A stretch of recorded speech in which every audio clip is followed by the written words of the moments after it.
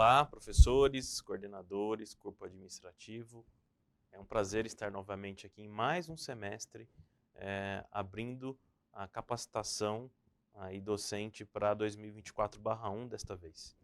Hoje nós vamos acompanhar o professor Márcio falando um pouco sobre o ensino superior e a professora Flávia também e outros colegas de trabalho tratando de alguns assuntos importantes com vocês. E no decorrer, nosso corpo administrativo, corporativo, tratando de assuntos importantes sobre o nosso dia a dia de trabalho, onde vocês podem conhecer ainda alguma ferramenta que a gente esteja implantando. Então, prazer estar com vocês mais uma vez. O professor Márcio e os colegas desejam uma ótima capacitação e vamos em frente.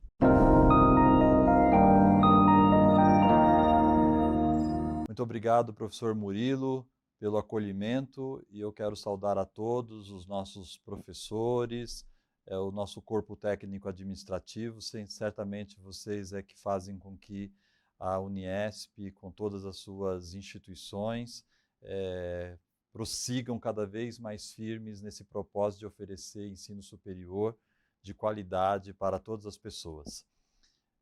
Quero cumprimentar aos coordenadores de cursos, cumprimentar também aos nossos diretores, certamente aí nessas funções diretivas, vocês são essenciais aí para que os nossos cursos e as instituições possam ter a excelência que todos nós desejamos. E como o professor Murilo dizia, nós estamos aí abrindo esse momento que eu nem chamaria de capacitação, né? Um momento de planejamento. Claro que a gente vai fazer as reuniões, cada unidade vai fazer as suas reuniões, e é importante que a gente saiba um pouquinho como vai funcionar isso. Porém, nós estamos iniciando o ano, então gostaria, inicialmente aí, o ano novo representa o começo de um novo ciclo, a porta para novas oportunidades. Então, desejar aí que este ano de 2024 possa ser um ano de muitas realizações para todos, que nós possamos contribuir para uma educação capaz de ser inclusiva, uma educação capaz de formar cidadãos e formar profissionais com as competências necessárias para que nós tenhamos aí muito êxito, né? Sem dúvida nenhuma, o ano novo começa com muitas perspectivas e nós queremos aí colocar algumas dessas perspectivas. Primeiramente dizendo que nós não vamos conseguir avançar se nós não continuarmos tendo o apoio que nós sempre tivemos dos nossos mantenedores.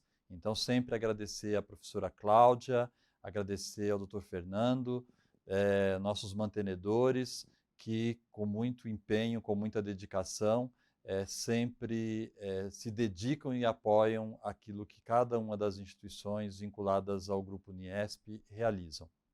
Então, como perspectiva, evidentemente nós temos aí, se a gente fizesse um retrospecto antes, nós temos muitos ganhos em 2023, né? Nós tivemos aí a transformação da Faculdade de Presidente Prudente em centro universitário, nós estamos aí às portas da autorização do nosso curso de medicina em Guarulhos, temos aí alguns projetos estratégicos em relação a novos cursos, a pesquisa, a extensão, e certamente as perspectivas são as melhores possíveis. Porém, tudo se realizará se cada um fizer a sua parte. Então, é fundamental que cada um contribua com a sua parte, ajudando a Uniesp a ocupar o lugar que realmente ela deve ocupar, principalmente na oferta de cursos, que é a sua principal vocação, o ensino, é um ensino de excelência, um ensino de qualidade. E qual vai ser a nossa dinâmica aí de planejamento, de organização aí para esses 2 dias de capacitação? Então, na verdade, a nossa proposta neste início de semestre letivo é exatamente a gente lançar o olhar para o ensino superior. Nós temos profissionais que não são oriundos do ensino superior, mas vieram trabalhar no ensino superior. Por isso, essa nossa capacitação ela é aberta também ao corpo técnico administrativo. E quando nós não conhecemos a natureza daquilo que nós fazemos, daquilo que nós trabalhamos, da instituição que nós estamos vinculados, certamente isso dificulta a nossa ação. Então, o propósito dessa nossa capacitação é fazer algo um pouco diferente. Então, nós queremos contextualizar, claro que para os professores, coordenadores, diretores, muito do que nós falaremos aqui já é conhecido, mas vale sempre a pena reforçar. E para o corpo técnico administrativo, é fundamental que conheça a instituição, sobretudo porque nós recebemos visitas em loco, há reuniões com o corpo técnico administrativo, reunião com os professores, e é importante que nós saibamos a dinâmica de funcionamento da instituição de ensino. Mas, primeiramente, nós queremos entender aí como que vai funcionar esses 2 dias. Então, o objetivo, como coloco ali, é oferecer uma visão geral sobre o ensino superior, retomar as orientações sobre os principais procedimentos acadêmicos e administrativos da Uniesp. Se nós conhecemos a forma de funcionamento, fica muito mais fácil de nós nos comprometermos com aquilo que nós entendemos, né? Então, por isso, esse nosso momento. O que nós teremos? Então, nesse primeiro momento, comigo aqui, né, nós teremos aí essa visão geral do ensino superior. É importante a gente entender, se eu trabalho no ensino superior, entender o ensino superior. Como é que está o ensino superior, como é que ele se organiza, como é que quais são as tendências aí do ensino superior. Então eu vou aqui rapidamente apresentar essa visão geral, sobretudo trazendo aí as exigências que isso traz para os profissionais da educação. Quem são os profissionais da educação? São os professores, são os coordenadores, são os diretores? Eu costumo dizer que todos aqueles que trabalham com educação são profissionais da educação. Então, quem está como secretário, quem está na portaria, todos vocês contribuem com a educação, porque vocês executam uma atividade que é uma atividade meio. A atividade fim de uma instituição de ensino é o ensino, mas a atividade meio é aqueles que ficam nos bastidores. Sem vocês, a educação também não acontece. Então, vocês são responsáveis também pela educação. Então, é importante que vocês conheçam o ensino superior. E também falar um pouco sobre as estruturas organizativas do ensino superior. Como que ele está organizado, né? Como que ele se organiza? Para a gente entender um pouco o local onde nós trabalhamos. Então, isso é fundamental. Depois, a professora Flávia, que é a nossa diretora aí de legislação, né, ela vai falar sobre a avaliação, supervisão do ensino superior e dando um panorama geral de como funciona esse processo. Porque quando nós recebemos lá as comissões de visita em loco do Ministério da Educação, então é importante que nós saibamos, esse processo funciona por quê? Por que nós temos visitas, né? Então, os atos autorizativos, por que eles existem? Então, a professora Flávia vai dar essa rápida contextualização, nos ajudando a compreender isso. E também vai fazer aquilo que nós sempre fazemos, todo semestre, né? Oferecer para todas as unidades do Grupo Uniesp, oferecer as diretrizes para o planejamento. Então, sempre nós estamos insistindo que o planejamento ele deve estar focado em 3 grandes partes. A primeira parte, planejar os conteúdos. Quais são os conteúdos, a partir do projeto pedagógico, né, de cada curso, quais são os conteúdos que os nossos alunos precisam para que nós tenhamos aquele perfil do egresso, o perfil do aluno que sai da instituição, realmente desenvolvido, com as suas competências que são necessárias. Então, que tipo de conteúdo é necessário? Porque de um semestre para o outro, de um ano para o outro, determinados conteúdos passam a não ser mais tão relevantes, tão importantes. E outros ganham relevância. A sociedade é muito dinâmica, então eu não posso ficar sempre com as minhas mesmas aulas de sempre, com os mesmos conteúdos. É preciso rever os conteúdos. O segundo passo é a questão das metodologias. Quais são as metodologias, né? Como que eu vou ajudar o aluno a aprender? Então, o nosso desafio é de ajudar o aluno a aprender revendo as nossas metodologias, revendo estratégias de ensino que facilitem o processo de aprendizagem. E o terceiro, a questão da avaliação. Como que nós vamos planejar a avaliação?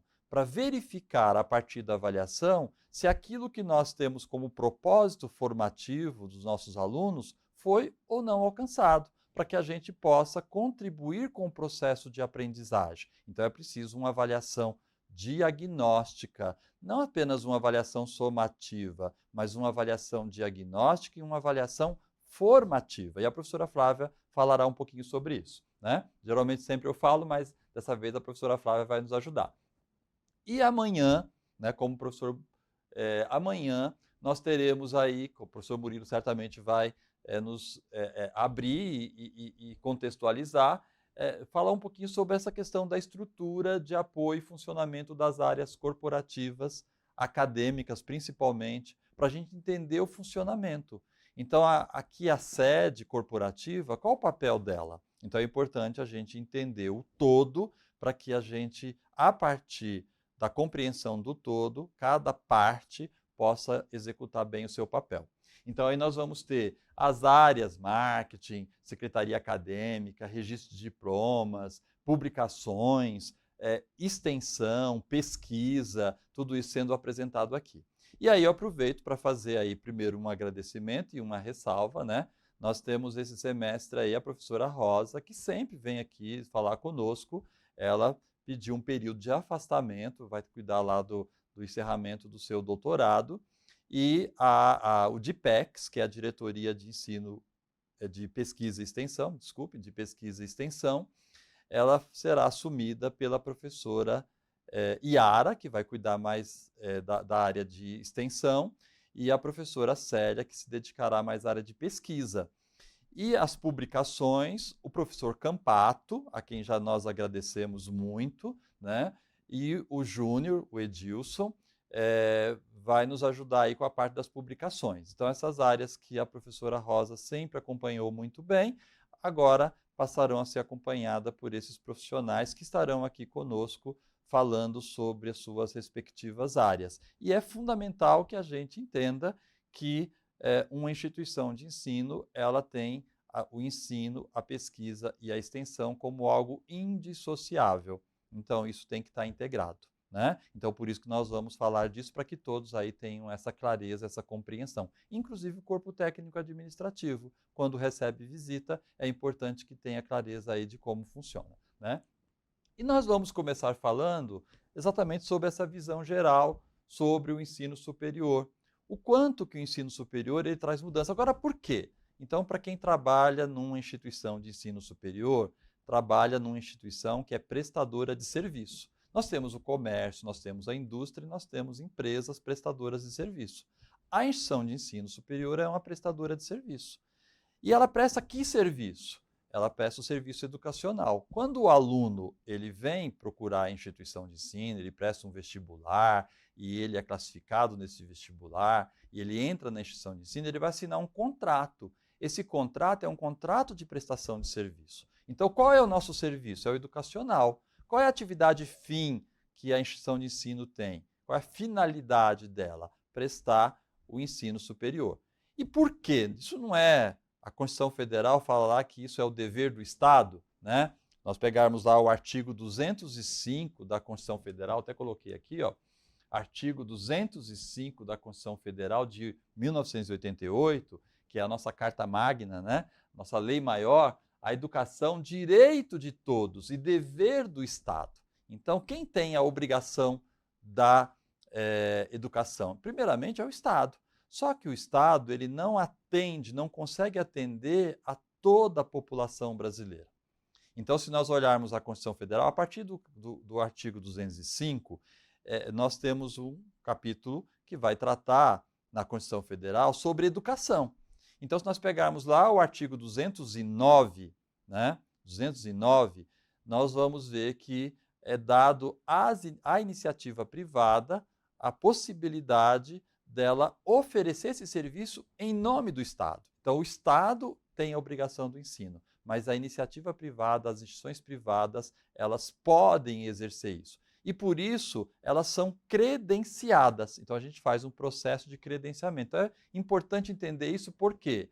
Para todos saberem que a instituição de ensino superior, ela responde por uma obrigação primeira que é do Estado, e por que nós recebemos, então, comissão de avaliação, que a professora Flávia vai falar? Porque se Se a obrigação é do Estado, o Estado tem que acompanhar como essa obrigação ela é cumprida pela iniciativa privada, para aquelas instituições que são credenciadas para oferecer esse serviço, né? Então, se nós olharmos aí esse gráfico que eu apresento aqui, vejam só, né? 87% do ensino superior no Brasil, ele é oferecido pela iniciativa privada. Então, se vocês perceberem, nós temos aí uma fatia muito pequena que é oferecida pelas instituições públicas. 12% só, 0,1, é oferecido pelas instituições públicas. Então, se o poder público ele tem a obrigação de oferecer educação, a gente vê que ele não consegue atender a todos. Se nós olharmos aí esse gráfico que eu apresento aqui, que é recente, ele está no mapa do ensino superior no Brasil a partir do censo da educação superior de 2023. Se vocês, todos os anos, toda instituição de ensino, ela tem que apresentar dados que faz parte de um censo. Como o Estado ele é responsável pela educação, ele acompanha a educação superior. Então, ele tem o papel de regular, de supervisionar e, portanto, de avaliar. Então, quando ele avalia, ele vai identificar potencialidades e fragilidades para a melhoria da educação superior. Então, é assim que funciona, né? Então, por que eu estou falando tudo isso? Então, volto de novo na minha fala inicial. É fundamental para quem está no ensino superior entender como é que funciona o ensino superior. Eu trabalho em algo e não conheço como funciona? Então, é importante a gente conhecer. E aí, a gente olhando esse gráfico, vejam só isso, né? Nós, no Brasil, até a década de 90, nós tínhamos pouquíssimas instituições de ensino, se nós considerarmos a população brasileira. Os outros países tinham muito mais instituições de ensino que nós. Consequentemente, nós tínhamos poucas pessoas no ensino superior. Certamente, muitos de vocês que estão me ouvindo têm parentes, familiares, etc., amigos que não frequentaram o ensino superior, né?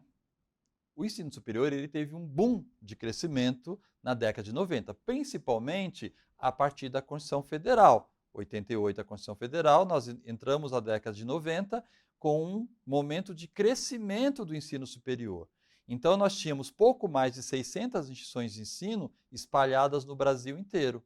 E aí a gente vê esse gráfico, o crescimento, né, na década de 90 do ensino superior. Então, nós pulamos aí, vou pegar metade da década de 90, olha, 894 instituições, chegamos a 2.574 instituições de ensino superior no Brasil em 2021. Então, nós tivemos um crescimento. E por quê?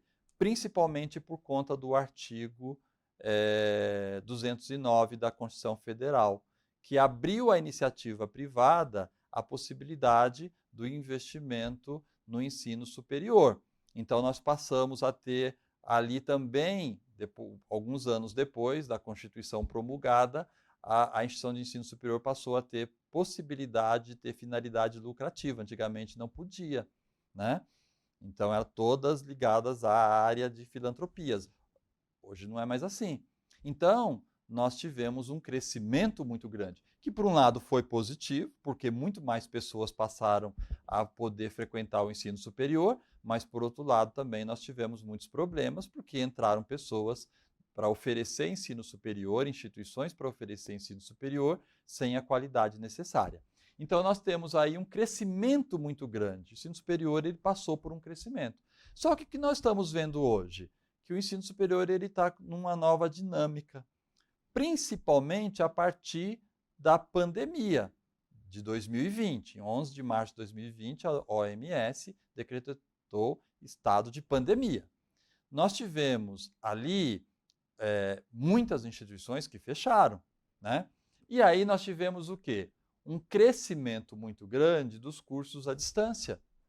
Então, hoje o ensino superior ele tem mais matrículas no ensino à distância do que no ensino presencial. Então, dos últimos anos, a gente vê esse crescimento. Eu coloquei os gráficos aqui para a gente ver. Vejam aqui esse gráfico à minha esquerda, né? Que mostra o quê?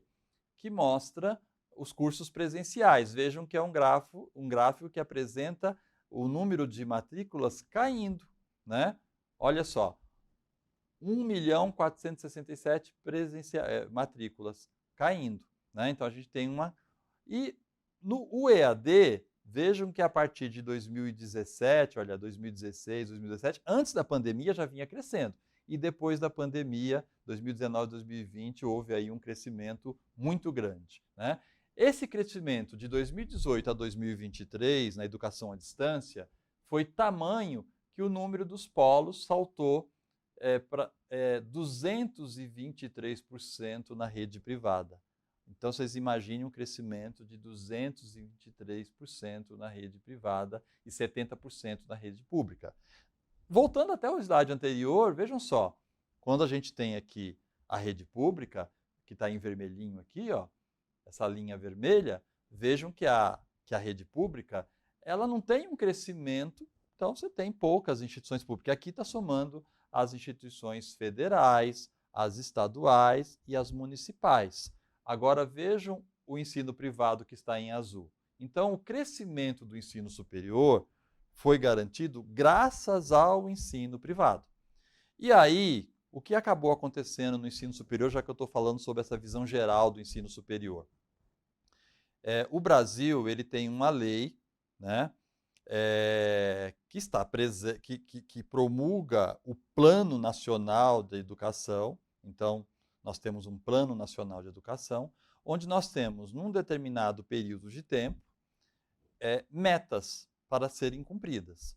E o Brasil ele tinha como meta fazer com que o ensino superior ele alcançasse um número maior de pessoas. E nós não conseguíamos atingir essa meta. Então, o que foi feito? Começou a se criar estratégias para aumentar o número de pessoas frequentando o ensino superior.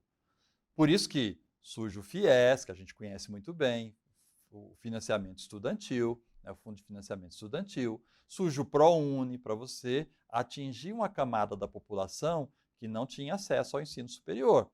Então, antes, quem fazia isso superior? Quem tinha principalmente dinheiro na iniciativa privada era assim, né? Que conseguia pagar a mensalidade. Então, se começou a buscar alternativas para incluir. Isso foi muito positivo, né? Porque a gente acabou fazendo com que o ensino superior ele crescesse. Porém, muitas instituições, a gente volta a falar novamente, elas acabaram trazendo pessoas, quantitativamente cresceu, né? Só que sem a qualidade que é necessária. E aí isso exige do Ministério da Educação esse papel de supervisionar, avaliar, regular, para que essa qualidade possa ser garantida, né? E aí nós tivemos essas iniciativas todas, né? Elas fizeram com que o ensino superior ele fosse crescendo, né? Que ele fosse desenvolvido para tentar alcançar essa meta. Só que mesmo assim, nós não tínhamos as metas alcançadas. Então, entra aí a questão do EAD. O EAD foi uma forma que o governo encontrou para, entre aspas, universalizar o ensino, permitir que o ensino chegasse a todos os lugares, mas também com o objetivo de aumentar estatisticamente os números do ensino superior. E aí a gente vê polos espalhados para todos os lados. Então, claro que nós entendemos a necessidade de um polo à distância em locais em que as pessoas não têm acesso às instituições presenciais. Mas hoje a gente vê polos à distância funcionando aí em postos de gasolina, em salas comerciais, em vários lugares. É só a gente andar aí pela cidade e a gente vê essa forma desenfreada de crescimento do ensino superior. E quem tem acompanhado aí a mídia viu aí nos últimos dias anúncios falando que vai ser controlado, etc., porque exatamente houve esse crescimento muito grande, né?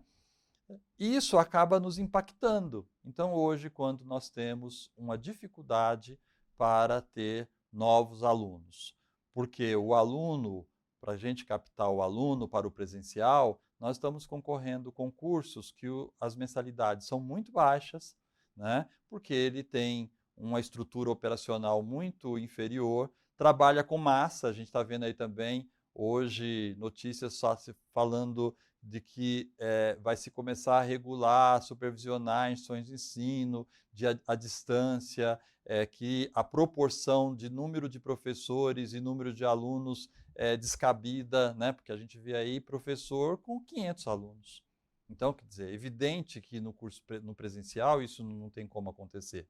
Então, a gente começa a ter aí uma concorrência, entre aspas, desleal do presencial com o EAD. Isso exige que as instituições de ensino elas comecem a se reformular cada vez mais. E a gente está nesse momento de transição, de reformulação. Por isso é importante nós conhecermos uma instituição de ensino superior, como que ela acontece, né? Quais são os cursos presenciais mais procurados? A gente tem cursos presenciais hoje ainda. Então, por que as instituições de ensino estão investindo muito, por exemplo, Direito, Medicina? Lá, são os dois primeiros cursos mais procurados, né? Então, isso são os dados do censo, né, da educação superior. Então, Direito, Medicina, Psicologia, Enfermagem, Odontologia, aí para falar dos 5 primeiros, são os cursos mais procurados. Mas só para eu voltar um pouquinho antes, principalmente para o corpo técnico administrativo, quando a gente fala então que o Estado ele tem o dever do ensino, da educação, né, ele, como eu dizia, ele concede a possibilidade dessa oferta para a iniciativa privada. Então nós temos um processo de credenciamento. Quando uma instituição ela é credenciada para oferecer o ensino, né, ela tem que seguir todo um ritual, que a gente vai falar um pouquinho aqui, né? E entender que esse ritual todo é para que as instituições elas possam funcionar, e ela vai funcionar de que forma? Oferecendo cursos. Então, uma instituição credenciada, ela tem que abrir com pelo menos um curso, e no máximo 5 cursos. Então, isso é o que está lá num decreto que regula a forma de funcionamento da educação superior, que é um decreto de 2017, que é o decreto 9.235. Então, ele vai credenciar a instituição para que ela possa funcionar, com no mínimo um curso, ou no máximo 5 cursos, quando ela começa. Depois ela vai pedindo novos cursos, né? Então, um setor, nós percebemos o ensino superior, é um setor em mudança e com muitos desafios. Ele está em mudança, né? Então, nós que somos profissionais da educação superior, qual o primeiro grande desafio? É entender a instituição de ensino superior. Então, você, professor, coordenador, diretor, membro do corpo técnico administrativo, você deve ser o primeiro grande interessado a buscar o máximo de informações sobre o que está acontecendo no ensino superior, para entender a sua própria instituição, porque senão você não entende o próprio local onde você trabalha. Então, é fundamental que você entenda o local onde você trabalha. E por isso que a gente está nesse semestre falando um pouco sobre isso, né? Por mais que isso possa até ser um pouco monótono e cansativo para vocês. Como é que funciona, então, o ensino superior? Então, falar um pouquinho da estrutura organizativa do ensino superior. Então, como eu dizia, e aí citando até, voltando ao decreto que eu acabei de citar, 9.235, ele substitui um outro decreto, que é o 5.773, de 2006. Esse decreto, ele foi um decreto que foi promulgado exatamente para orientar toda a estrutura de funcionamento do ensino superior. De que forma que o ensino superior ele tem que funcionar. E aí com todas as instâncias, né? A quem nós devemos responder, aí vai falar do Conselho Nacional de Educação, o MEC, qual o papel do MEC, né? Então, do Ministério da Educação, enfim. Então, ele vai trazer ali toda, e aí esse decreto ele vem e atualiza e substitui, né? Acaba revogando o decreto anterior, que é o 5.773. Segundo o decreto 5.773, 9.235, as instituições de ensino superior, de acordo com a sua organização e respectivas prerrogativas acadêmicas, são credenciadas como faculdades, centros universitários e universidades. Então é importante que a gente entenda isso. Lá no artigo 15 desse decreto, vai ter essa diretriz, essa orientação de que as instituições de ensino elas têm natureza diferente. Para começar uma instituição de ensino, se ela é privada, ela sempre vai começar como faculdade. Agora, um decreto, uma instituição pública, quando a gente vê aí as federais, elas já começam como universidade. Elas não começam como faculdade. Mas as faculdades, elas podem ser transformadas em universidades. E no meio desse caminho, elas podem ser transformadas em centros universitários.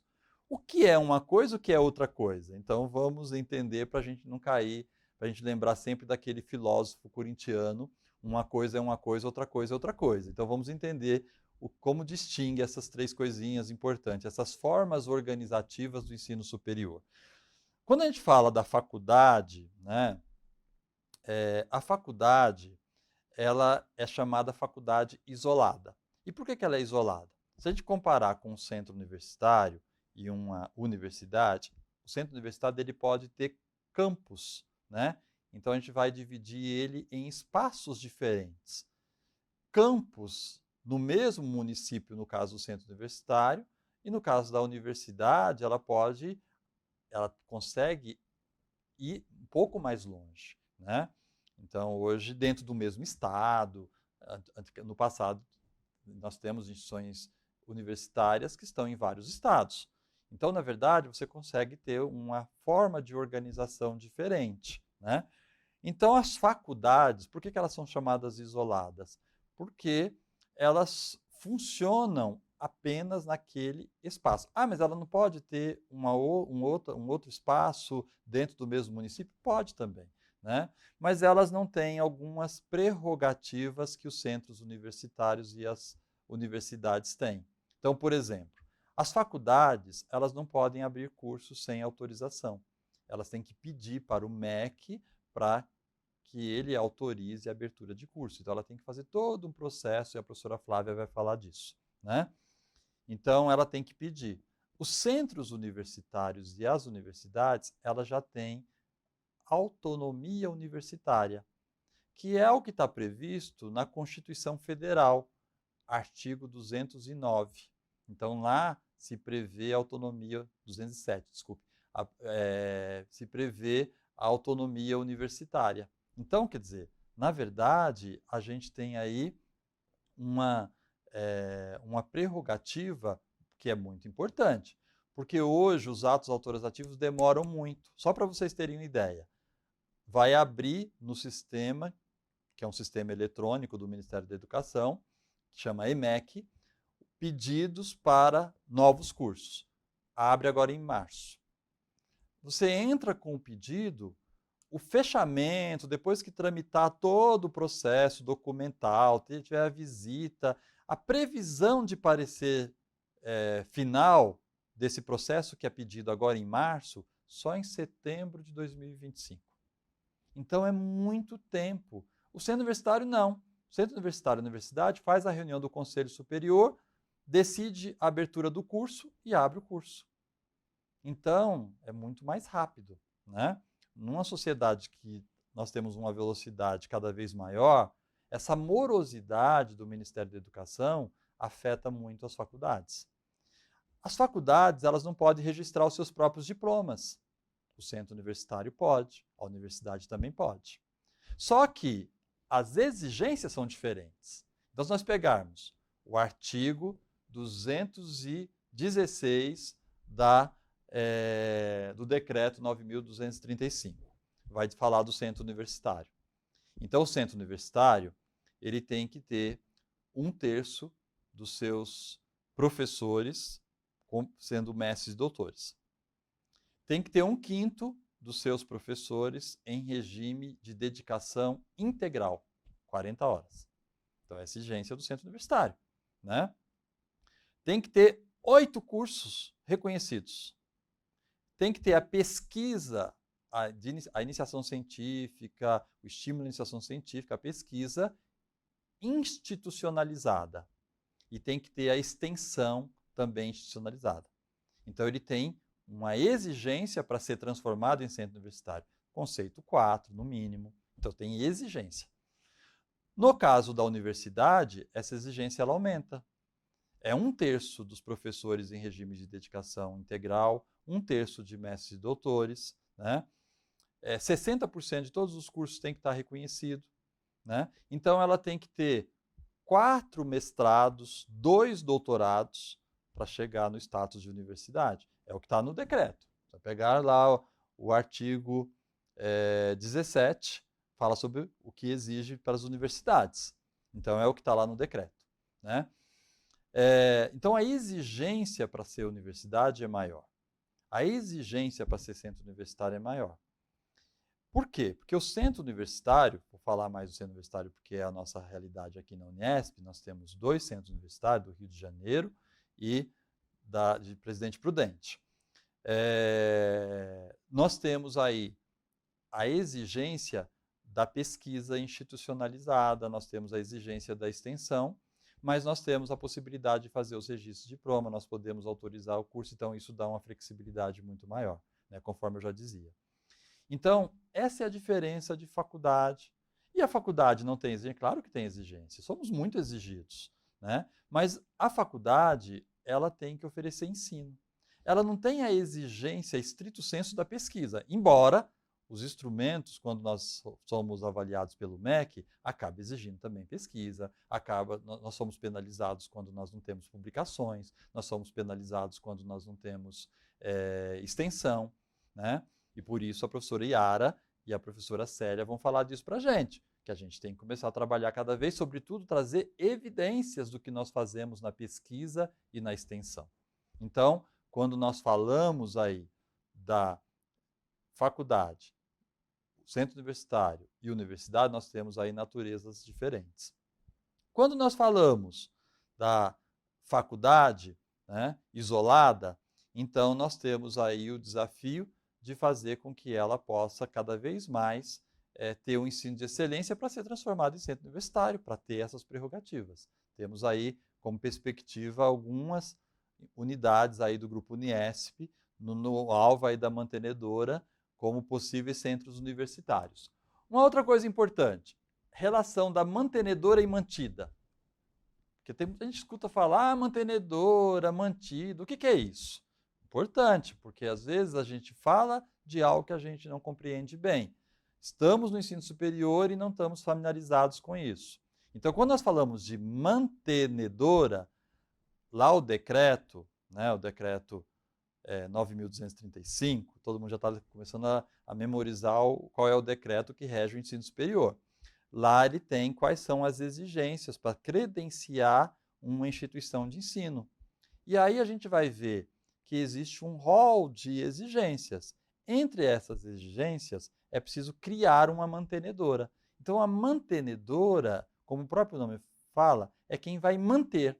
É aquela que vai dar sustentação, sobretudo financeira, para que a mantida, quem é a mantida? É a instituição de ensino, possa funcionar. Então, hoje nós temos na Uniesp, a mantenedora é a Uniesp. E quem é a mantida? A mantida são todas as faculdades ligadas ao grupo Uniesp. São mantidas pela Uniesp.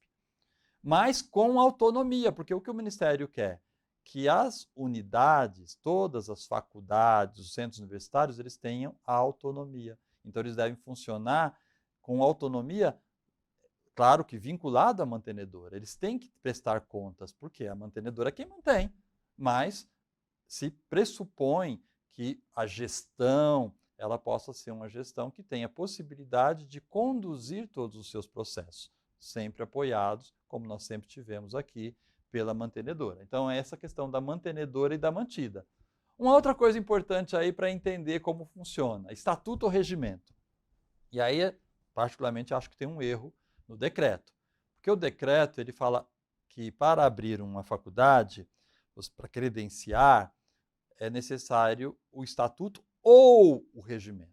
Então, ele coloca ou, como se as duas coisas fossem a mesma coisa. Claro que não são. Quem é da área jurídica sabe que uma coisa é um estatuto, outra coisa é o regimento. O que acabou sendo convencionado? Que os centros universitários e as universidades se apresenta também o estatuto, não só o regimento. O regimento, ele diz respeito, o próprio termo em latim diz, regimentum, né? No termo em latim, é aquilo que rege, é aquilo que vai reger internamente o funcionamento da instituição. Então, no regimento, a gente tem o que lá? Todas as diretrizes de funcionamento.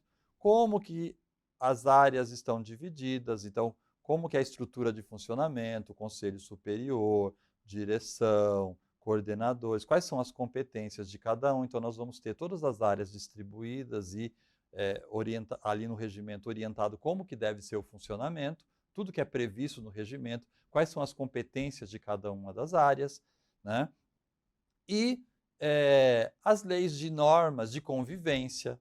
Então, às vezes, o professor está na sala de aula e aí o aluno tem uma atitude que é inadequada, tem que saber conhecer o regimento. O colaborador, o membro da equipe técnico-administrativa é destratado por um aluno, você tem que conhecer o regimento. O que o regimento prevê? Quais são as normas de convivência? Está previsto lá no regimento. O aluno ele pode ser advertido, ele pode ser suspenso, ele pode ser expulso. Mas eu tenho deveres e direitos. Todos nós, dentro da instituição de ensino, isso está previsto no nosso regimento. O sistema de avaliação, matrícula, toda a parte de funcionamento interno é o que está previsto no regimento. E o estatuto? O estatuto é mais geral, fora e dentro da instituição. Então, ele é mais abrangente e ele é mais conciso. É aquilo que mostra a estrutura geral de uma organização para que ela possa dar início. Então, o estatuto é como que como que ela está fundada, né? Então, é exatamente nessa linha que a gente tem essa rápida diferenciação. Outra coisa fundamental, para a gente entender o ensino superior.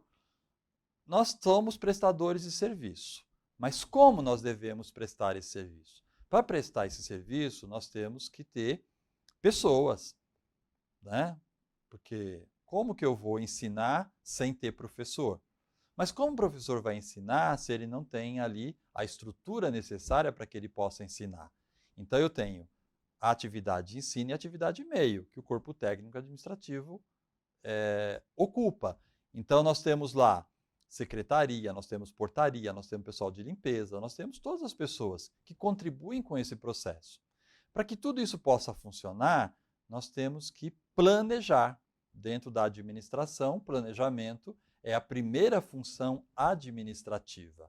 Então, nós temos que planejar. E como que deve funcionar esse planejamento? Então, no decreto também, 9.235, nós temos lá a exigência da instituição apresentar um plano.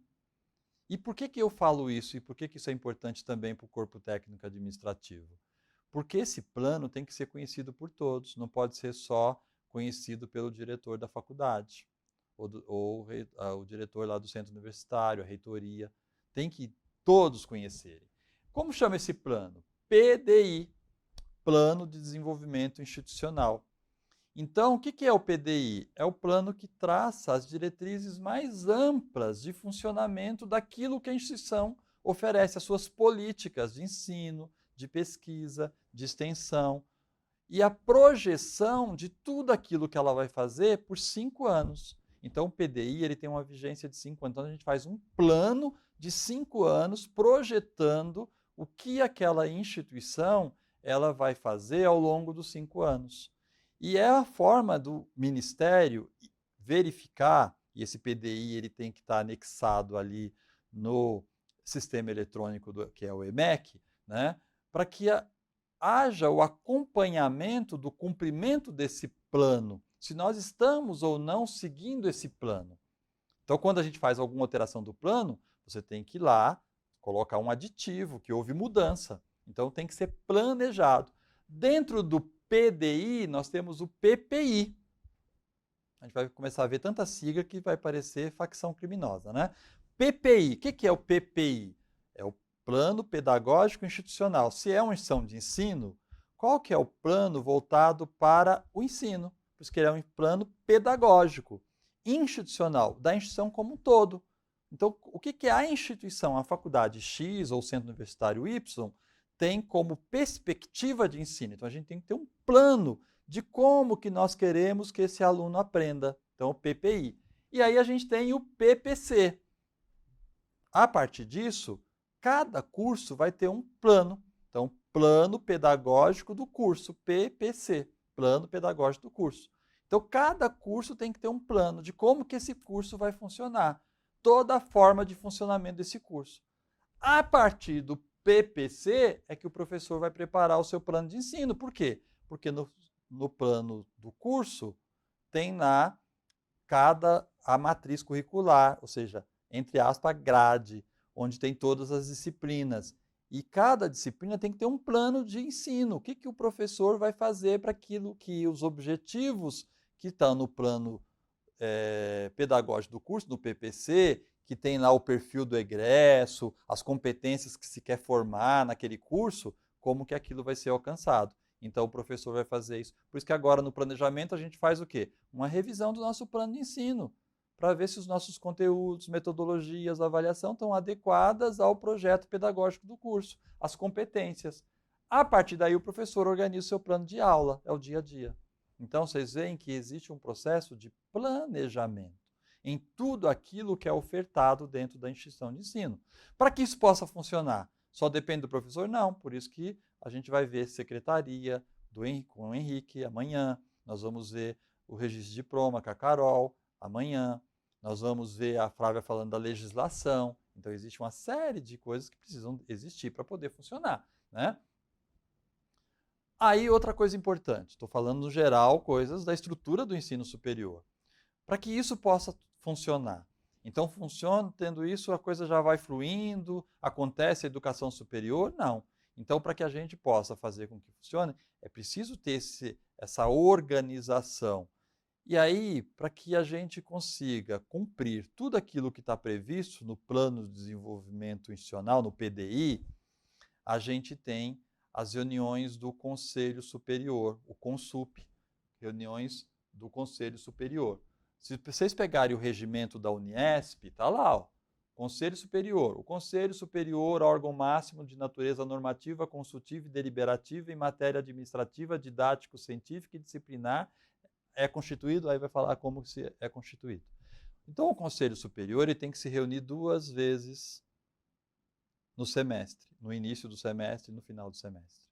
No início do semestre, para aprovar o calendário, para aprovar um novo curso que vai começar. Então, se tem um curso novo que vai começar, eu tenho que olhar lá no PDI, tem que estar lá no PDI previsto esse curso. Se não está, tem que colocar lá, projetar esse curso e depois aprovar e aprovar no conselho. Então, tudo que a instituição vai fazer, ela aprova no conselho. É feito um processo. E esse processo documental é o que nós vamos apresentar para o Ministério da Educação quando a gente recebe visita em loco, que tudo foi aprovado, foi discutido. Então, houve autonomia para se discutir, se debater, e aí a gente formaliza na aprovação do Conselho Superior, né? Então, ele funciona exatamente para ser esse órgão que vai ajudar nesse processo de organização de tudo que a instituição tem que fazer, no planejamento da instituição. E o colegiado de curso? O colegiado de curso, aí é diferente. Cada curso nós temos o colegiado. É uma coisa importante. O Conselho Superior, ele tem representação de toda a instituição de ensino. Tem representação do aluno, tem representação dos professores, tem representação do corpo técnico administrativo. Então, nas visitas em loco. Vocês têm representatividade? Claro que tem. Tem gente lá representando vocês. Então, é importante que a gente saiba disso. E no colegiado de curso, então voltando aqui, nós temos aquilo que é feito ao próprio curso. Aquilo que deve ser discutido, analisado, tanto por questões disciplinares, questões didáticas, dentro do colegiado de curso. Então é muito importante que o colegiado se reúna, que a gente faça as atas da reunião do colegiado, né? Então, as discussões do colegiado englobam todos os professores. Então, quem são membros do colegiado? O coordenador do curso, que preside o colegiado, e todos os professores do curso fazem parte do colegiado do curso. É importante que haja reunião do colegiado, né? E as atas sejam lavradas exatamente para mostrar que o colegiado ele é dinâmico, atuante e funciona. Nós temos um outro órgão fundamental dentro do ensino superior, que é a CPA. O que é a CPA? Comissão Própria de Avaliação. Nós temos uma lei de 2004, Lei 10.861, que instituiu a Comissão Própria de Avaliação. Eu não falava que a educação é um direito do cidadão, mas é um dever do Estado? Se o Estado ele concede à instituição privada essa possibilidade de oferecer a educação, tem que ser avaliado se ela está oferecendo bem. E aí essa lei 10.861, ela instituiu um sistema nacional de avaliação da educação superior, chamado SINAES, Sistema Nacional de Avaliação da Educação Superior, SINAES. E dentro da lei do SINAES, a Flávia vai falar sobre isso, nós temos aí a CPA como um órgão que organiza a avaliação interna. Então, todos os anos vocês participam da CPA. Em outubro, a gente apresenta lá um questionário, aí vocês respondem esse questionário para quê? Aí tem lá o PDI, e aí vocês nem sabiam o que é PDI. Estou falando bastante agora do PDI para vocês lembrarem, da missão, da instituição. Então, para que a gente possa entender melhor todas essas questões. Então, nós temos aqui a CPA. E a CPA tem aquele questionário para levantar informações, para tomada de decisão, porque os apontamentos que são apresentados ali devem ser avaliados pela gestão para que ela tome decisão. A avaliação serve para ser um instrumento de gestão, onde eu vou usar os dados, os resultados da avaliação para tomar decisões de melhoria, para gerar melhoria. Então é isso que nós devemos fazer, utilizando a CPA. Então, todos os anos nós temos aí o questionário em outubro. E aí, esse questionário é discutido, trabalhado nas organizações e vem para cá para a gente olhar um relatório que é feito. Dia 9 de fevereiro nós vamos receber esse relatório de cada instituição, de como foi feito aí esse processo todo, presente nesse relatório, e esse relatório depois ele é protocolado no sistema EMEC, né, até 31 de março aí de cada ano. E aí, quando a gente recebe visita em loco, o que os avaliadores verificam? Se aquilo que nós estamos avaliando, o que nós estamos melhorando. Se a avaliação está servindo como um processo de desenvolvimento institucional. Se a instituição ela está melhorando a cada ano com a avaliação. Para isso é que tem, porque senão a avaliação não serve para nada. Então a avaliação só serve quando ela nos ajuda a melhorar, né? Então, por isso é fundamental que a gente entenda e participe da CPA. E a CPA tem representação do segmento docente, discente, técnico administrativo. Então, procure conhecer a sua CPA, né? Entenda como ela funciona e veja quais são os resultados. Veja aí se esses resultados estão sendo divulgados. Isso é fundamental que aconteça. E não é para inglês ver, é para permitir que ela possa funcionar melhor. E por fim, para a gente encerrar aqui, porque senão fica muito extenso, a questão do NDE, para a gente entender também como funciona aí o ensino superior, né? Eu falava do colegiado de curso, mas nós tivemos, em 2007, uma portaria, que é a portaria 147, que instituiu o NDE. Naquela época, era para os cursos do Direito e da Medicina. Por quê? Porque os cursos de Direito e Medicina são cursos que nós chamamos de regulados. Só para a gente entender isso. O que são os cursos regulados? Nós temos 5 cursos regulados. Direito é um curso regulado. Medicina, um curso regulado. Odontologia é um curso regulado. Enfermagem é um curso regulado. Psicologia é um curso regulado. Então, esses cursos, mesmo sendo centro universitário, mesmo sendo universidade, não tem autonomia para abrir o curso, não tem autonomia para aumentar vagas para esse curso. As faculdades, porque esses cursos eles são mais controlados. E aí a gente tem também, no curso de Medicina do Direito, o parecer, no caso do Direito, da OAB, e no caso da Medicina, nós temos o parecer do Conselho Nacional de Saúde. Então, o NDE ele surge como um núcleo docente estruturante para auxiliar nas decisões, na análise do projeto pedagógico do curso de Direito e do curso de Medicina. E depois, nos instrumentos, isso acabou sendo generalizado para os demais cursos. Então, toda instituição de ensino, ela tem que ter, cada curso tem que ter o seu NDE. É um núcleo de professores que vão ser os guardiões do projeto pedagógico de curso, ou seja, vão ser aqueles que vão discutir todas as necessidades de mudança, de melhoria. Então, vão avaliar continuamente o projeto pedagógico de curso. Vão propor mudanças. E essas mudanças vão para onde? Vão para o colegiado de curso também debater, discutir e aprovar.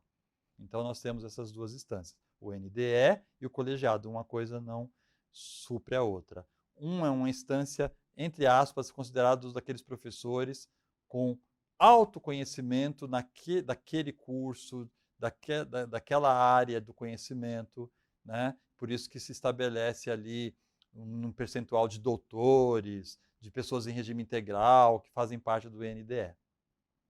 Então, minha gente, é muito mais para que a gente possa compreender que o ensino superior ele tem uma estrutura de organização que quanto mais nós conhecermos, quanto mais nós compreendermos, mais nós podemos nos comprometer com tudo isso. Então, como que eu vou ajudar a minha faculdade a ser melhor se eu não conheço como funciona a minha faculdade? Então, o objetivo dessa minha fala inicial foi exatamente para que a gente possa investir cada vez mais em momentos como esse, para que a gente compreenda a estrutura de funcionamento, o cenário que nós estamos no ensino superior, por que o EAD está crescendo, por que nós temos aí hoje uma demanda menor de alunos no ensino presencial. Então, isso tudo faz parte de um contexto, de um cenário que, se eu estou nesse setor, se eu trabalho nesse setor, eu tenho obrigação de tentar conhecer. Então, que a gente busque cada vez mais conhecimento. Eu desejo, mais uma vez, um ano de excelência para todos e que a gente possa contribuir para que a Uniesp ela possa, nesse ano de 2024, ter muito sucesso, e esse sucesso ele possa refletir na prática e no empenho, refletir no desejo de cada um de vocês. Muito obrigado e até uma próxima.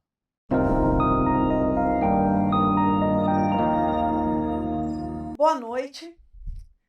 Nós estamos aqui hoje para nossa capacitação e nossa reunião pedagógica do Grupo Uniesp.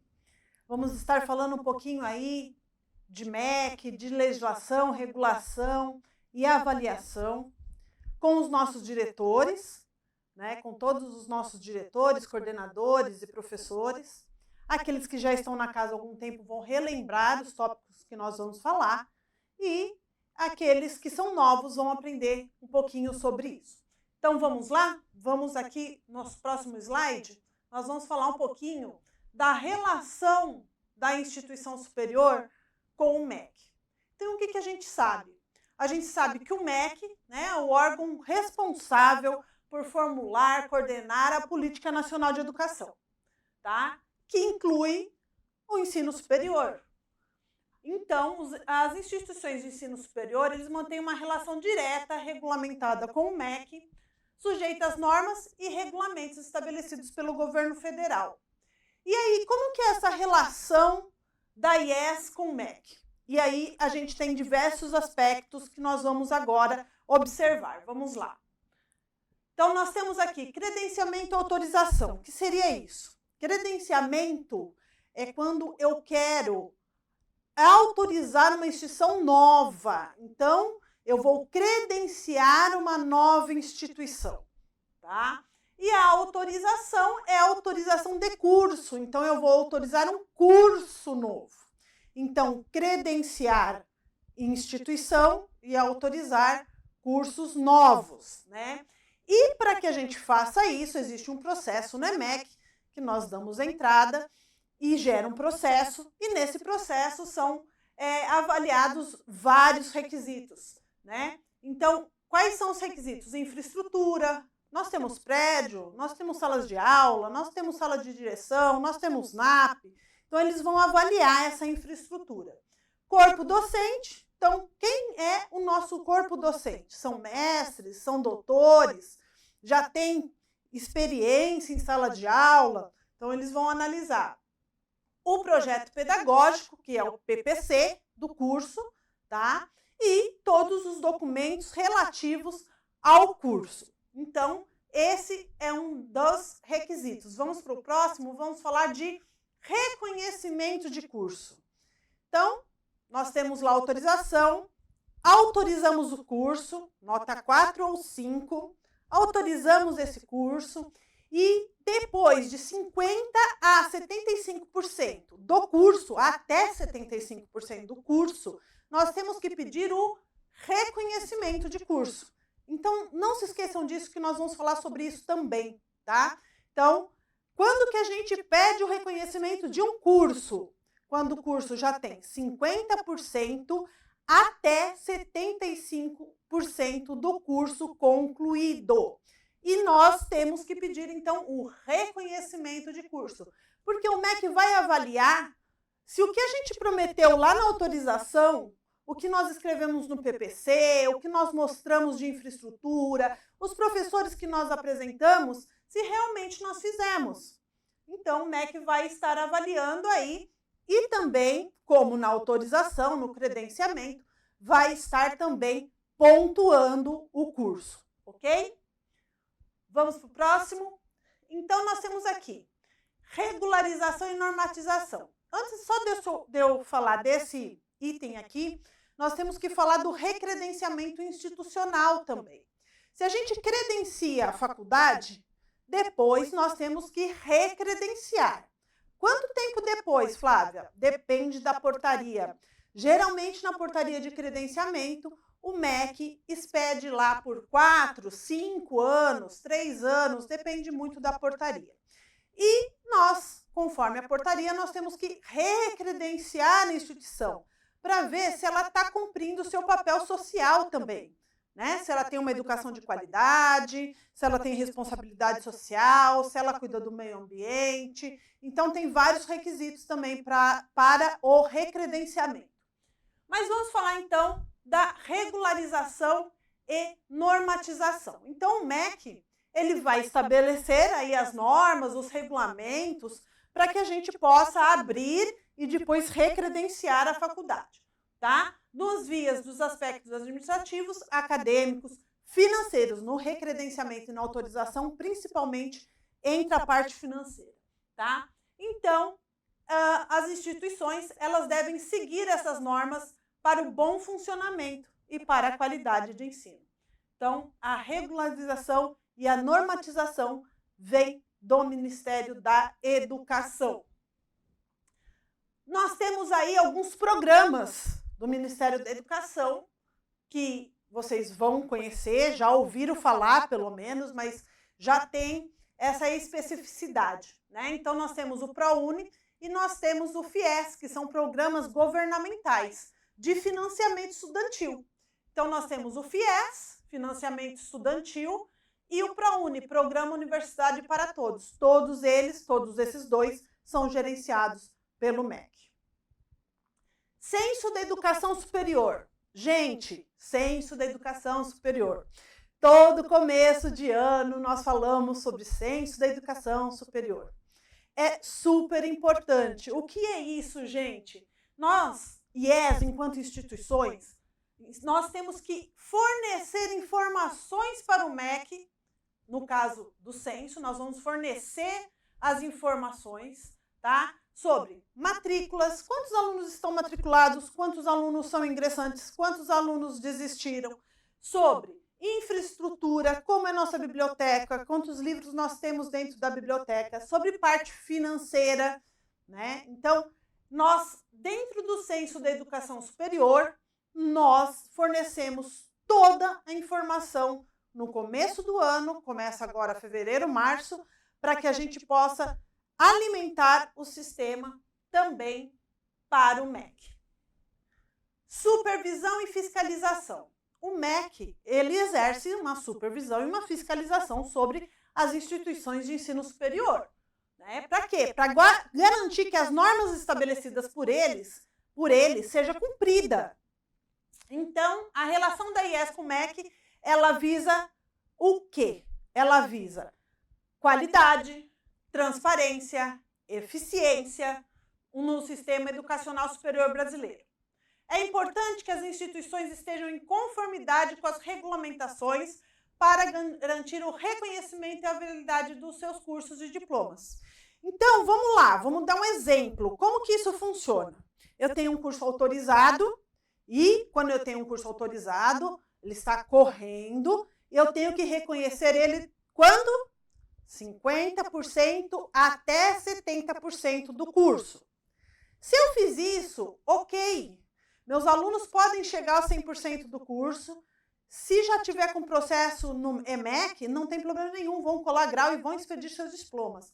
Mas e se eu esqueci? Eu não avisei, eu não lembrei que eu tinha esse curso autorizado e passou dos 75%. Eu vou abrir o processo da mesma forma, vocês vão abrir o processo da mesma forma.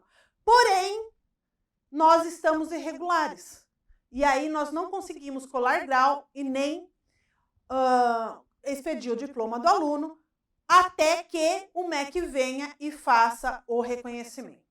Então, deu para entender, gente? É uma coisa muito simples e, ao mesmo tempo, complicada. De 50% até 75% eu tenho obrigatoriedade de pedir o quê? O reconhecimento do curso. Senão eu fico irregular perante o MEC. Ok? O que me impede de fazer várias coisas que acaba prejudicando até o aluno. Então, atenção a isso. ENAD. ENAD, Exame Nacional de Desempenho dos Estudantes, é realizado sempre em novembro e a gente sempre faz reunião desde o começo do ano até lá perto da data que nós temos para que os nossos alunos prestem ENAD. O ENAD é muito importante porque o aluno vai ter a nota do ENAD no histórico dele e a faculdade também vai receber uma nota. Então, é o Exame Nacional de Desempenho dos Estudantes, é uma avaliação, como eu falei, que é feita geralmente em novembro, pelo INEP. O que é o INEP, gente? Instituto Nacional de Estudos e Pesquisas Educacionais Anísio Teixeira, que é um órgão vinculado ao MEC, tá? Ele faz parte, o ENAD faz parte do Sistema Nacional de Avaliação de Educação Superior e avalia o desempenho dos estudantes com relação aos conteúdos programáticos previstos nas diretrizes curriculares de seus cursos. Suas habilidades para compreender temas exteriores ao âmbito específico de sua formação e sua capacidade de aplicar conhecimentos na solução de problemas. Então, o que o ENAD faz, gente? O ENAD pega aquele aluno nosso que está concluindo o curso. Quando ele entrou lá no primeiro ano, ele entrou com um nível. Quando ele saiu no 8º ou no 10º termo, dependendo do curso, nós entendemos que houve aí uma qualidade no ensino em que ele saiu tipo do nível 3 para o nível 7, 8, 9, 10, e ele vai fazer o ENAD. Por isso que o ENAD é muito importante, gente, porque aquela faculdade que tira uma nota ruim, abaixo de 3 no ENAD, ela passa por uma nova avaliação. Mas, Flávia, por que ela passa por uma nova avaliação? Se eu tive uma avaliação e tirei 5 na avaliação do MEC, e no ENAD eu tirei 2, você vai passar por uma nova avaliação. Porque a avaliação está falando que você tem excelência no ensino superior. E seu aluno, na prova, falou que você não tem excelência, porque você tirou 2. Alguma coisa aconteceu nesse meio termo. Né? Aí muitas faculdades falam, poxa, mas os alunos sabotaram a gente, poxa, mas a turma não era boa, poxa, mas... Não, gente, nós temos aí um ensino que a gente precisa levar, né? Elevar o nível da qualidade. Então, nós temos reuniões quase que mensais, nós temos simulados que nós fazemos atividades com relação ao ENAD. Então, assim, vai muito da dedicação também da faculdade, do coordenador, dos professores e dos alunos. Lógico, quem faz a prova são os alunos, né? Mas eles vão lá e vão passar o conhecimento que nós, enquanto professores, passamos para eles. Então, o ENAD, ele é muito importante, tá bom? Porque aquele que tirou menos de 3 pode ter tirado 5 ou 4 na avaliação, vai retornar com outra avaliação. Bom, quais são as principais características do ENAD? Então, coloquei aqui para vocês terem uma noção, né?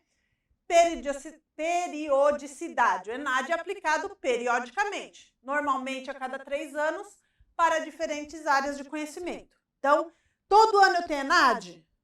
Todo ano nós temos ENAD, porém, sempre verificamos quais os cursos relativos àquele ano.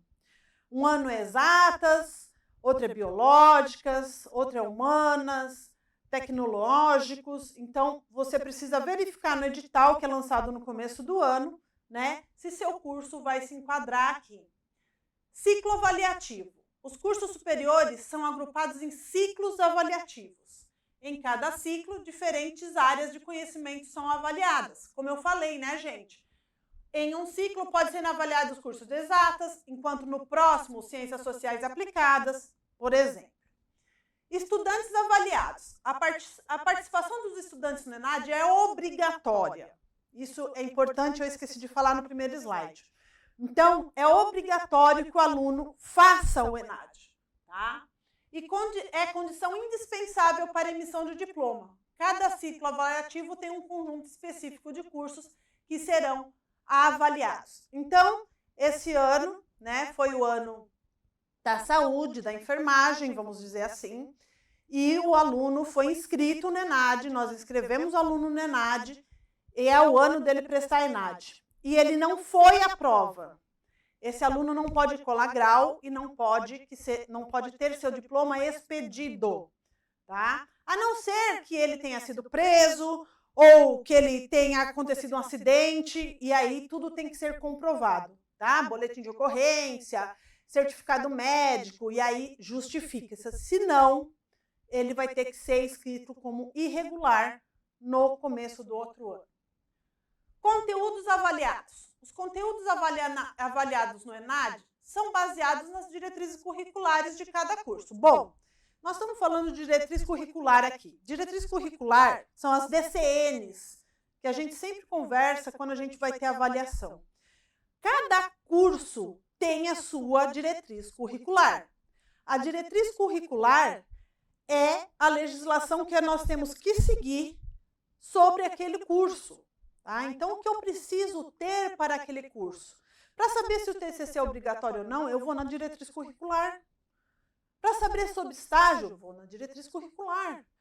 Então, quando eu vou estudar um curso, tá? Para você coordenador, você professor, você diretor, a primeira coisa, vou ler a diretriz curricular daquele curso. Então, é muito importante, tá? O exame busca verificar se os estudantes desenvolveram as competências e habilidades necessárias para o exercício profissional. Que na diretriz ele pede quais são as competências e quais são as habilidades que o aluno do curso de enfermagem tem que sair sabendo. Então, ele vai avaliar isso. Resultados. Os resultados do ENAD são divulgados individualmente para cada estudante e também para as IES. As notas obtidas pelos estudantes no exame são registradas no histórico escolar, como eu havia já mencionado. Impacto na instituição. O desempenho dos estudantes no ENAD também é utilizado como um dos indicadores de qualidades da instituição de ensino superior. O resultado pode impactar nas avaliações institucionais e na reputação da instituição.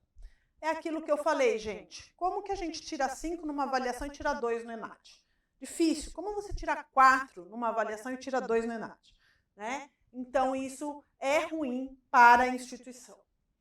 Participação dos professores. Além dos estudantes, alguns ciclos avaliativos do ENAD também envolvem a participação dos professores, que respondem a um questionário sobre a formação acadêmica e profissional. O coordenador sempre responde, tá bom, gente? A gente não pode esquecer que depois da prova abre para o coordenador responder, tá, o ENAD. E é obrigatório também. Então, do ENAD era isso. Vamos falar um pouquinho de conceito de curso. O que é conceito de curso? Então, conceito de curso, gente, quando é realizada uma avaliação, tanto de autorização como de reconhecimento, o MEC avalia e dá uma nota, tá? Ele dá uma nota para cada eixo e ele dá uma nota para cada indicador, que a somatória e a divisão disso tudo dá uma nota geral, ok? Então, aqui está falando, é uma avaliação realizada pelo INEP, vinculada ao MEC. Essa avaliação faz parte dos sinais e tem como objetivo analisar a qualidade dos cursos de graduação oferecidos pela instituição de ensino superior.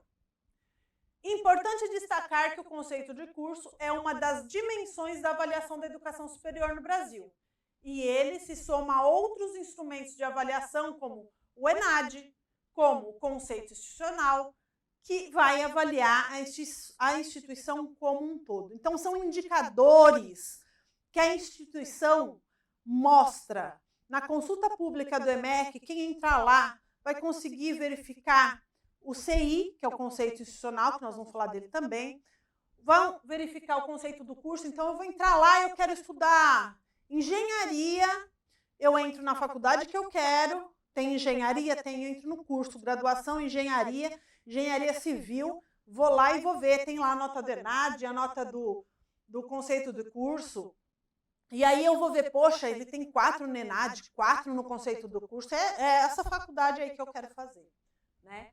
Então, é isso. Então, quais são as principais características do conceito de curso? A avaliação, que é uma avaliação periódica, tá? Para analisar a qualidade do curso, né? Incluindo o quê? Eixo 1, organização didático-pedagógica, que é o eixo 1. Corpo docente, eixo 2, e infraestrutura, eixo 3. Cada desse eixo tem seus indicadores, ok? Instrumentos de avaliação. É o processo de avaliação do conceito de curso, que utiliza diversos instrumentos. Então, nós temos o quê? A visita em loco. Hoje, ela é em loco realmente para os cursos de enfermagem, para os cursos de psicologia, para o curso de medicina, odonto e psicologia. Os demais cursos, ela é em loco virtual, ok? Então, ela é feita virtualmente. Análise documental, aplicação de questionários para coletar informações sobre o curso e a instituição. Notas e classificação. Ao final de toda essa avaliação, como eu falei para vocês, né, o curso recebe uma nota que vai de 1 a 5. Tá? Os cursos que obtêm nota 4 e 5 são considerados de boa qualidade, enquanto as notas mais baixas indicam aspectos que podem ser melhorados. Tá? Então, 4 e 5 é o ideal, nota 3 é uma média, se a gente não tiver nenhum indicador, né, com problemas. Nota 2 e 1, nós já vamos ter problemas com relação a essa avaliação. Divulgação dos resultados. As notas e os resultados do conceito de curso são divulgados publicamente, permitindo que estudantes, pais, educadores e demais interessados tenham acesso a essa informação sobre a qualidade dos cursos oferecidos pelas instituições de ensino. É aquilo que eu falei, né? Depois de publicada a portaria, vai ter lá uma consulta pública do MEC, que vocês podem entrar e vocês podem ver o conceito do curso. Impacto na instituição, gente, lógico, impacta muito, né? O conceito de curso também impacta na avaliação institucional. Cursos bem avaliados contribuem para a reputação da instituição, enquanto cursos com notas mais baixas podem exigir ações corretivas por parte da instituição. Então, sempre a gente está lutando pelo 4 e pelo 5. Né? A gente sempre está batalhando e trabalhando pelo 4 e pelo 5. Né? Então, CPC também é um indicador, conceito preliminar de curso. Né? Ele leva em consideração vários aspectos para que você consiga ter o CPC, como o desempenho dos estudantes no ENAD, a infraestrutura, o corpo docente e os recursos didático-pedagógicos. Ele é calculado para cada curso avaliado e varia também de 1 a 5. Como falado no conceito de curso, 4 e 5 são considerados de boa qualidade. Ok? O IGC também é outro indicador, tá? Que também avalia o desempenho global da instituição, da IES. Tá? Ele também vai considerar o quê? O CPC, a média dos conceitos dos 3 últimos anos do ENAD, a distribuição dos estudantes entre os diferentes níveis de ensino e entre outros fatores. Também varia de 1 a 5, ok? E os IGCs mais altos são considerados de melhor qualidade, como nós já falamos anteriormente. Então, o CPC e IGC são divulgados pelo INEP e são importantes ferramentas para que os estudantes e a sociedade em geral possam avaliar a qualidade dos cursos e das instituições de ensino superior no país. Bom, visitas em loco. Acho que é essa parte que eu mais gosto, né, é visita in loco. As pessoas não gostam muito de receber visita, né? Mas se a gente tiver bem organizado, bem estruturado, aquele coordenador que tem tudo acertado, aqueles professores que evidenciam tudo o que fazem. Então, esse coordenador, esse professor, esses professores do curso, eles estão ali e eles têm tudo organizado. Então, a avaliação é muito tranquila, gente, desde que a gente tenha tudo organizado, né? Então, o coordenador tem que ter lá as atas do NDE, as atas do colegiado, o diretor, a ata do Consul, do Conselho Superior, todas as atividades de extensão, de pesquisa, de atividade complementar, todas registradas e evidenciadas com relatórios, assinados com fotos. Então, facilita muito a nossa vida. A avaliação in loco é um processo de avaliação presencial realizado por especialistas designados pelo INEP. Então, são avaliadores daquele curso específico, formado naquele curso específico, que vão estar avaliando a instituição. São capacitados também pelo INEP para fazer essa avaliação. Tá? Órgão vinculado ao Ministério da Educação. Essa avaliação ocorre no âmbito dos sinais e tem como objetivo analisar as condições e qualidades da instituição de ensino superior. Então, com tudo muito bem organizado, nós montamos hoje, já que a maioria dos cursos, a visita in loco, ela é virtual, nós montamos tudo dentro do Drive, separado por eixos, separado por indicadores, tendo o PPC atualizado, o PDI em ordem. Então, a avaliação, ela é muito tranquila, desde que a gente tenha tudo organizado, registrado e evidenciado. E quais são as principais características da avaliação? Então, o objetivo. Qual é o objetivo da avaliação? Né? Analisar como que está sendo a oferta desses cursos, como que está a infraestrutura, como são os laboratórios, o corpo docente, né? Então, eles têm que avaliar tudo isso e isso influencia na qualidade de ensino. Comissões avaliadoras, né? São formadas por especialistas, então são professores que são mestres e doutores, que se inscreveram no MEC para serem avaliadores daquele curso, formados por aquele curso, ok? Então, eles são docentes, gestores educacionais, profissionais da área, entre outros. Ciclo avaliativo. A avaliação in loco faz parte do ciclo avaliativo, que inclui outras dimensões de avaliação, como o conceito CPC e o índice geral de cursos. Tudo isso, gente, gera avaliação. Se nós temos nota baixa no ENAD, gera avaliação. Se eu tenho nota no conceito preliminar de curso baixa, gera avaliação. No índice geral de curso, gera avaliação. Então, a gente precisa sempre manter o padrão, ok? Documentação e entrevistas.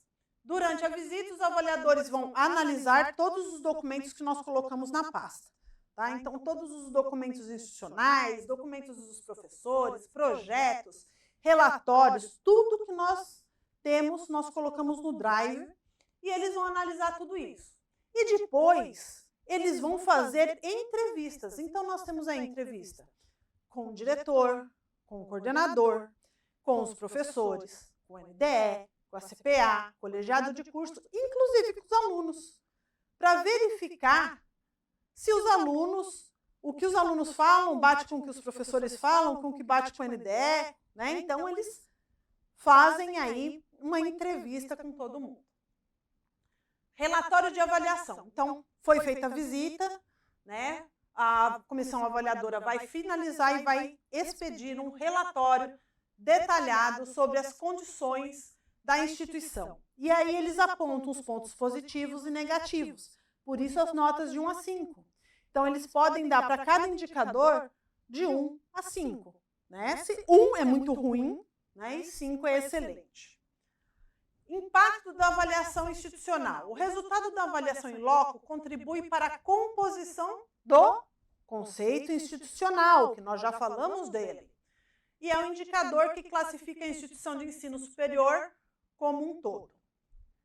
Melhoria contínua. O processo de avaliação em loco incentiva a busca pela melhoria contínua por parte das instituições, promovendo a qualidade do ensino superior do país. Sim, melhoria contínua, porque sempre que a gente é avaliado, a gente verifica as nossas fragilidades e as nossas potencialidades. E aí, o que a gente faz? A gente sempre melhora as nossas fragilidades, né? Então, a gente tem que ter essa melhora contínua. Diretrizes sobre o planejamento, né? Então, aqui nós falamos um pouquinho de regulação, de avaliação, de legislação. Agora, nós vamos falar sobre um planejamento que vocês, diretores, coordenadores, vão elaborar aí na instituição de vocês, ok? Então, vamos lá. Os diretores e coordenadores deverão fazer reuniões de planejamento contemplando 3 momentos, tá? Quais são esses 3 momentos? Planejamento dos conteúdos que serão desenvolvidos tendo em vista o perfil de egresso. Qual é o perfil de egresso que esse curso proporciona ao aluno? O coordenador, junto com o NDE, junto com o colegiado, vai discutir isso e como ele vai desenvolver isso, tá? E aí entra as competências e habilidades das diretrizes curriculares. Então, para você fazer esse planejamento, esteja com a diretriz curricular do seu curso em mãos, né? Você já leu a diretriz curricular do seu curso? Você é professor, você é coordenador, você é diretor, né? Então, tem que ler. Planejamento das metodologias que serão utilizadas, com ênfase no desenvolvimento do aluno por meio de metodologias ativas. Hoje, gente, nós temos outra visão sobre metodologias ativas, né? Então, está sendo muito usado. Então, é importante que o professor, no meu curso não dá para inserir. Dá para inserir, gente. Antes eu também pensava assim, falava, não, metodologias ativas, PBL, TBL, sala de aula invertida. Eu falava, não dá para inserir. Dá para inserir porque eu sou formada em Direito, acho que a maioria sabe, né? E eu estou terminando de escrever um artigo sobre isso e fui estudar realmente a fundo como aplicar no direito isso. Né? Porque vem da área da saúde, né? Então, mas dá para a gente aplicar, dá para a gente trabalhar, e é de uma forma muito legal. Então, vocês precisam verificar isso aqui. Planejamento dos instrumentos de avaliação, tendo em vista a necessidade de verificar a aprendizagem dos conteúdos desenvolvidos no decorrer do semestre. Avaliação diagnóstica, formativa e somativa. E aí eu pus uma observação que está maior que todos aqui. Tá no canto. Fazer os registros em atas de NDE, colegiado e consul. Então, vocês vão fazer esse planejamento aqui, que são divididos em 3 momentos, e vocês vão registrar isso aqui em atas de NDE, colegiado e consul, Conselho Superior. Não esqueçam, importantíssimo, ok? Vamos para o próximo, então. Só falando um pouquinho do perfil do egresso, para vocês, né? Que é onde a gente vai ter as competências, habilidades, os conhecimentos que o estudante vai adquirir, né? Ao concluir aquele curso que nós oferecemos para ele, tá? O objetivo é fornecer uma visão clara da expectativa de formação e preparar os estudantes para atender às demandas do mercado de trabalho ou para ele prosseguir em estudos acadêmicos. E aí, o que eu pus aqui? Importante, sempre se basear nas DCNs do curso. Porque toda DCN, toda diretriz curricular de qualquer curso, vocês podem abrir qualquer uma, vai ter lá perfil de egresso. E vai ter os tópicos do perfil de egresso. Então, é importante, quando a gente fala em DCNs, é importante ler a DCN. Quando a gente fala em curso, é importante ler a DCN. Quando a gente for fazer planejamento do nosso curso, ler a DCN. Porque muitas DCNs foram alteradas durante esse período de 2018 para cá. Então, precisa ser atualizadas, os PPCs precisam ser atualizados, né? Então, isso é muito importante. Metodologias ativas. E aí, eu vou falar com vocês um pouquinho aqui, né? Então, fazer o planejamento das metodologias ativas, né? É envolver mais o aluno para que ele participe mais da aula. O professor vai ser um facilitador, né? E então ele vai diferir do modelo tradicional, em que a gente passa o conhecimento para o aluno. Nós vamos continuar passando o conhecimento para o aluno, mas nós vamos deixar ele com mais autonomia, tá? Então a gente vai deixar ele mais autônomo, no qual o professor desempenha um papel central na transmissão de informações. A implementação de metodologias ativas pode variar de acordo com o contexto educacional, disciplina, objetivos específicos do curso, né? E buscam tornar o aprendizado mais significativo, envolvente, alinhado com as demandas do mundo contemporâneo. Então, nós temos aqui uma foto que eu coloquei, né? Então, nós temos aqui o estudante no centro, o professor, cultura escolar, o espaço. Muitas das nossas faculdades já têm as salas de metodologias ativas, que são uma sala grande com mesas redondas, com as cadeiras, né, em que os alunos desenvolvem as metodologias ali, o TBL, o PBL, né, a autonomia do aluno, tecnologia e avaliação. Então, tudo isso dentro das metodologias ativas. E aí você vai ver na sua disciplina qual é a melhor metodologia. Quando nós estamos fazendo nossas reuniões de NPJ, Núcleo de Prática Jurídica, nós temos aí coordenadores de direito. A gente está fazendo, como que eu posso falar, um desafio, né? Nós estamos nos desafiando a trabalhar mais com as metodologias ativas. Então, aqui, eu só coloquei, lógico, tem 12, mas tem muito mais se você for pesquisar, né? Que é o ABP, aprendizagem baseada em problemas. Então, eles vão trabalhar em grupos, pequenos grupos, para resolver problemas do mundo real, facilitando a aplicação prática do conhecimento. Então, no direito, você dá um problema para um grupo, monta aí vários grupinhos de 5, 6, o professor vai analisar e cada um vai tentar resolver aquele problema de uma forma e apresentar para a turma como que ele resolveu aquele problema. E o professor vai estar ali, tá? Para coordenar, para especificar, para falar, olha, aqui não dá, ou, né? Então a gente vai estar ali abraçando os alunos também. A aprendizagem baseada em projetos. Tá? Então, os alunos vão desenvolver projetos de questões mais complexas, né? Integrando várias disciplinas. Aí você pode integrar várias disciplinas promovendo a resolução de problemas. Aprendizagem corporativa, os alunos trabalham em pequenos grupos para atingir objetivos comuns, promovendo colaboração e compartilhamento de conhecimento. Muitos alunos falam assim, professor, posso fazer sozinho? Sabe por quê? Eu entro no grupo lá, um trio, né? E aí só eu faço, os outros não fazem. Não, a gente quer que ela seja uma aprendizagem cooperativa, todo mundo vai fazer, tá? Todo mundo vai ter que fazer aquele trabalho, desenvolver aquele projeto. Estudo de caso, né? Sala de aula invertida, então os alunos estudam o material em casa, né? E usam o tempo da sala de aula para atividades práticas, discussões, esclarecimentos sobre o assunto. Gamificação, então os jogos têm sido muito utilizados agora, então a gamificação ela tem sido muito utilizada nesse projeto de aprendizagem, porque os nossos jovens realmente ficam muito nos videogames, nos notebooks, nos celulares.